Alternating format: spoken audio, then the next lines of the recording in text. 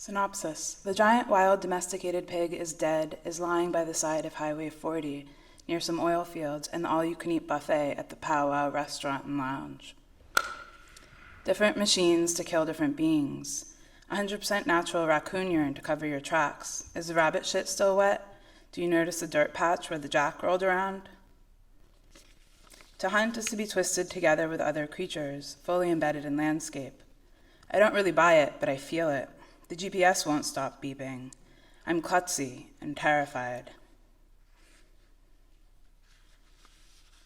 Intricate patterns in the map dictate places for living and dying. Breathe evenly and slowly to get a clean shot. Women tend to be better shots. They don't get so excited, are more efficient in their calm. That pig was the only one we found in 8 weeks. Had to settle for jackrabbit. You look like Lara Croft the Tomb Raider, he says. I wonder, do you envision yourself as a superhero every time you hold this semi-automatic, or is it just my ponytail? Steady. On the reservation, kidneys are tied to branches for birds, but here on public land, we just throw the warm rabbit guts into the brush. 7 weeks of 4 a.m. starts, staring and scanning out that truck window, so hard my eyeballs hurt. Suddenly, all qualms go out that very same window. I just really want to kill the fucking thing. Where is a carrot when you need one? Against regulation, not fair chase. What a way to regulate bodies and species out here in the wild, or is it the great American West? Fair chase for the ethical kill. You can't prop your .22 on the car door for stability, but you can blow the being to smithereens with an AR-10. We have never been ambivalent towards our technologies. Just as we have always played favorites with species, it took her less than a minute to stop shaking. It felt good to butcher her. I've never wanted to eat neck meat so badly. Your predator instinct is coming out, he says. Perhaps, but that seems way too easy. Mostly, I am amazed in how quickly a life turns into just another material in my hands. And what if I had truly been hungry? We all kill, though most of us delegate the responsibility to others.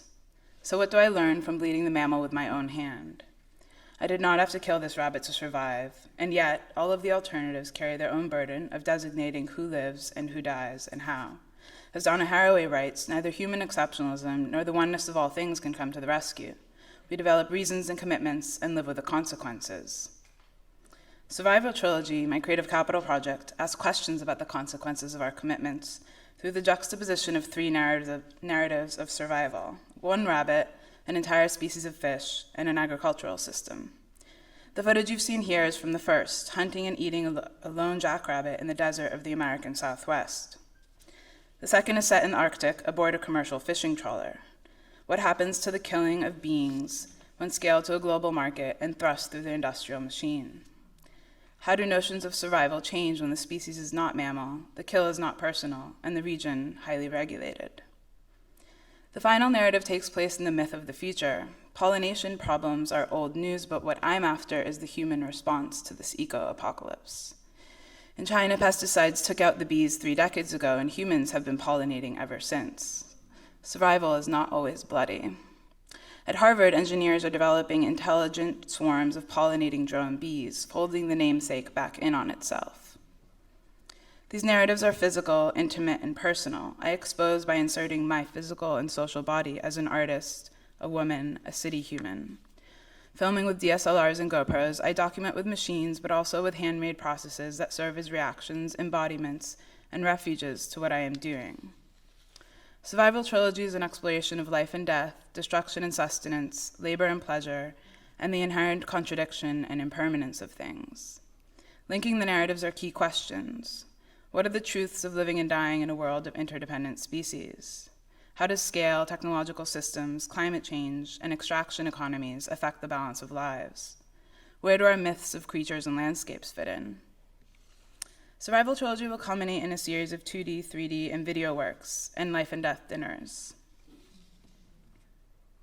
I will be hand-pollinating in Sichuan next spring and looking to join an Arctic trailer crew the following fall.